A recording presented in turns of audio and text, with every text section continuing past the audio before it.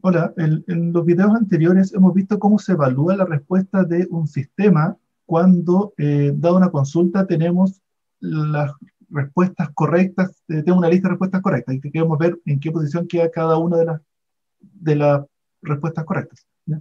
Otro enfoque totalmente distinto tiene que ver con la correlación de rankings, ¿ya? En este caso, lo que queremos hacer es, el, tenemos un ordenamiento ideal de todo el dataset.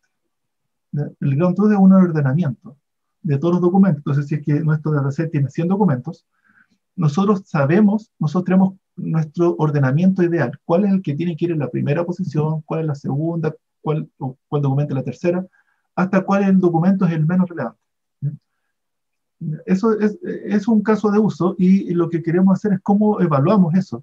Nosotros tenemos un ground truth que nos dice el ordenamiento, y nuestro sistema nos da otro ordenamiento y queremos saber qué tanto se parecen esos dos ordenamientos, ¿no? Esos ordenamientos, y para ver qué tanto se parecen, lo que vamos a hacer es que medir por medio de lo que se llama la correlación, que nos va a dar un valor 1 si es que esos dos ordenamientos son los mismos, y menos 1 si es que son exactamente inversos, ¿no?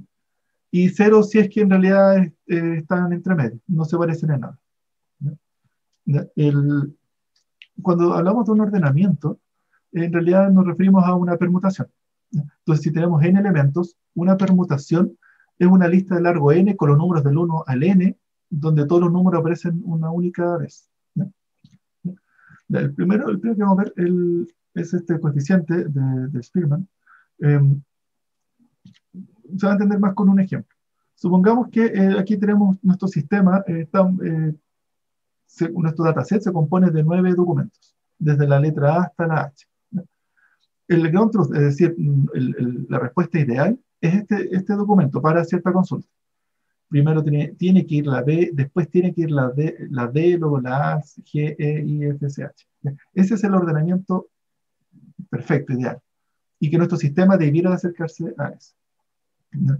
Luego nuestro sistema en realidad no retornó eso, sino que retornó esto otro, A, B, D, E, C, F, G, I, H. Entonces dice, ok, ¿qué tan lejos estoy de la respuesta ideal?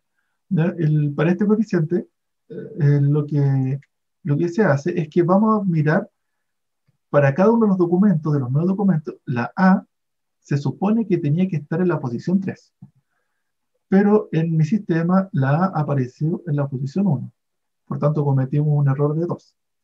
La B, que está en el 1, en realidad está en el 2. La C, que debía de aparecer en el 8, en realidad apareció en el 7. Entonces cometimos otro error de 1, diferencia 1.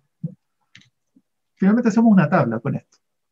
Para cada elemento, para cada uno de los documentos, aquí estos son los documentos, decimos la posición en la que tenía que aparecer y la posición en la que apareció.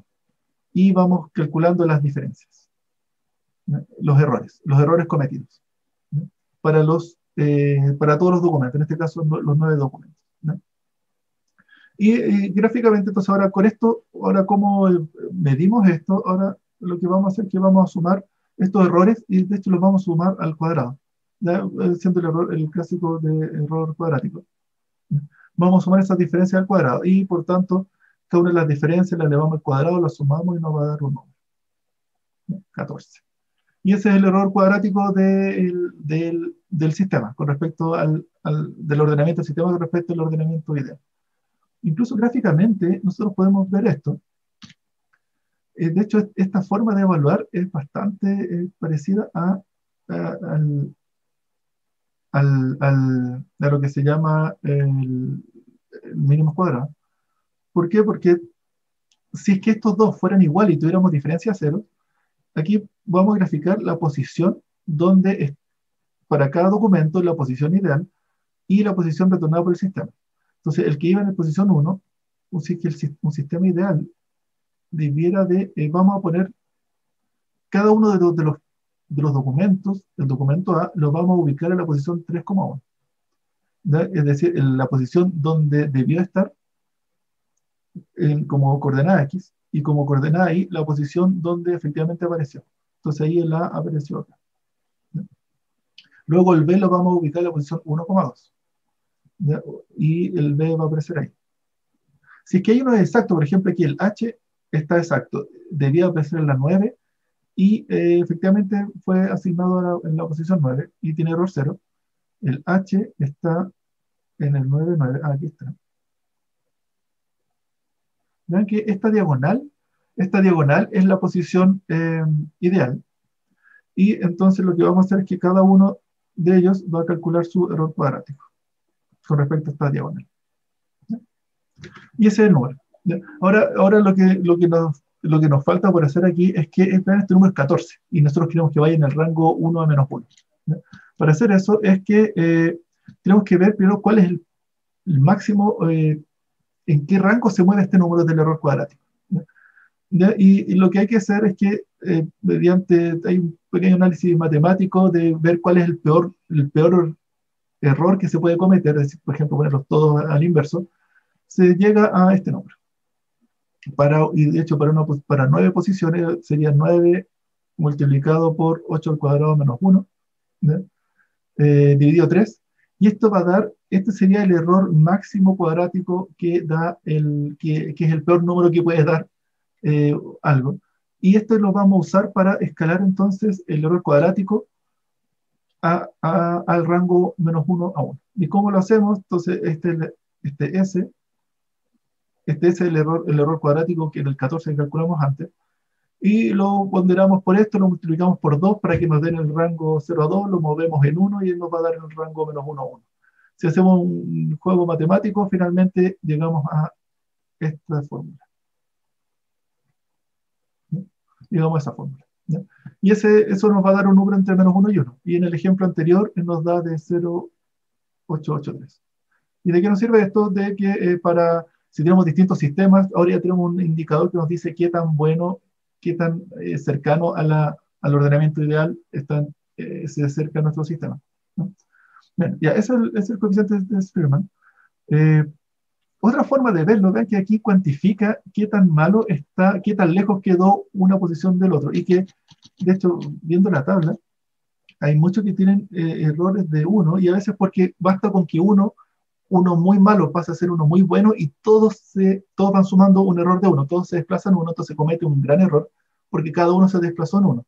Y a veces eso en realidad era un único error que se suma porque todos se desplazaron en 1.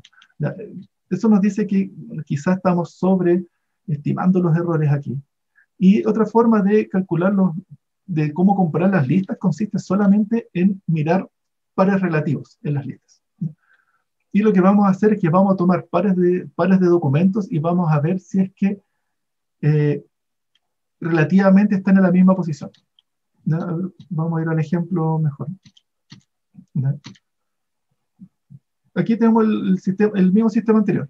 Tenemos el sistema ideal y tenemos la respuesta del sistema.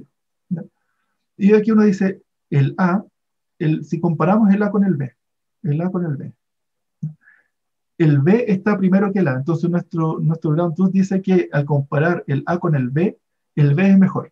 Y sin embargo, en nuestro sistema ideal, o sea, en nuestro sistema que estamos evaluando, los puso al revés. Y eso es una mala. Entonces tenemos una respuesta mala.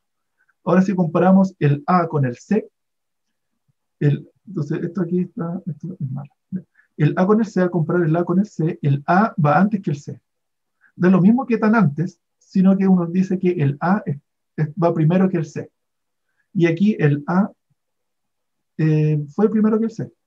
Y por tanto, esta está correcta. Y ahora el A contra el D. Aquí uno dice el A va después que el D. Y aquí el A fue antes que el D, por tanto aquí tenemos otro incorrecto.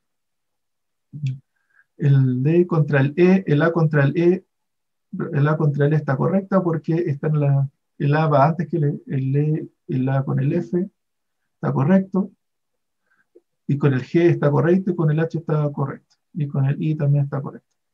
Ya, eso con respecto al A. Ahora con respecto al B es lo mismo. Entonces aquí decimos el B, bueno, con el A no hay que comparar, sino que solamente con el C, el B con el C, el B va antes que el C, y aquí el B va antes que el C también. Está bueno, está correcto. Bueno, y así uno lo va haciendo con todos los pares, el B con el C, con el D, con el E, con el F, G, H. Luego el C con el D, con etcétera. Si contamos todos los pares posibles, llegamos a esto. ¿Ya? Compréndanse que está bien. ¿Ya? Y la idea aquí es que para cada uno de los pares, estos son los que descubrimos recién, el A con el D que estaban incorrectos. Todos los otros están correctos, están en la misma posición, excepto el C con el I. Si vamos a ver el C con el I, según el ordenamiento ideal, el I va antes que el C, en cambio, claro, el C va, aquí está antes que el I, por tanto está mal. Aquí vemos otro malo que es el D con el G, el E, el G va antes que el E, y aquí vemos que el G va después que el E, por tanto otra mala. Y la otra mala es el F sobre el I. Aquí está el FI y aquí está el F con el I. Están invertidos. Y lo que vamos a hacer, finalmente este indicador consiste en contar cuántas buenas y cuántas malas.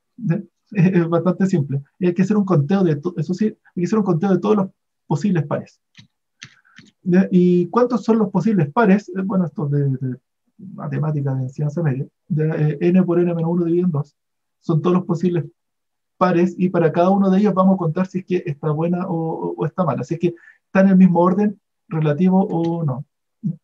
Y luego vamos a tener un número de concordantes y de discordantes. Por ejemplo, en el ejemplo anterior, estos son 36 y de 36 pares.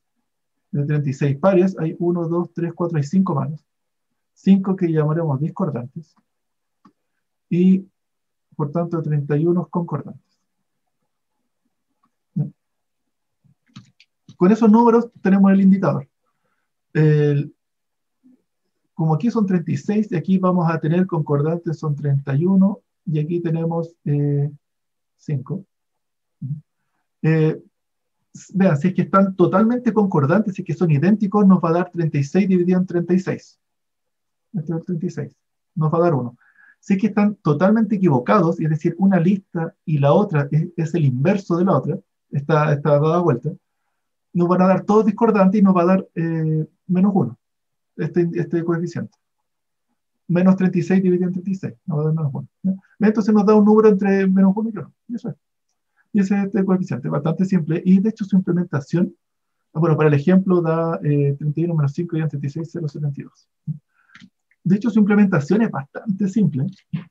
Se hace en estas 1, 2, 3, estas 5 líneas. Lo que hay que hacer es que hay que restar el ranking, ver si es que tienen el mismo signo. Y cómo se hace el signo, si es un número entre 1 y menos 1 se multiplican, y ahí vamos a ir contando concordantes y restándolo con los discordantes.